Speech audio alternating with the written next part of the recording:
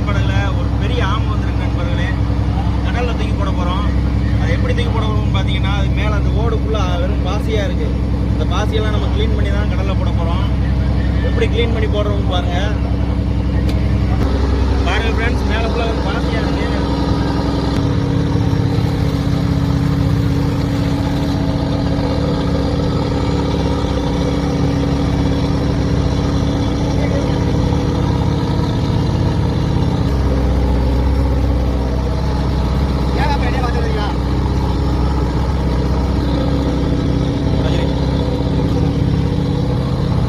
Friends, clean பண்ணியாச்சு. பாருங்கள், கருப்பு கலரில் இருந்த ஆமை வந்து வெள்ளை கலரில் ஆயிடுச்சு.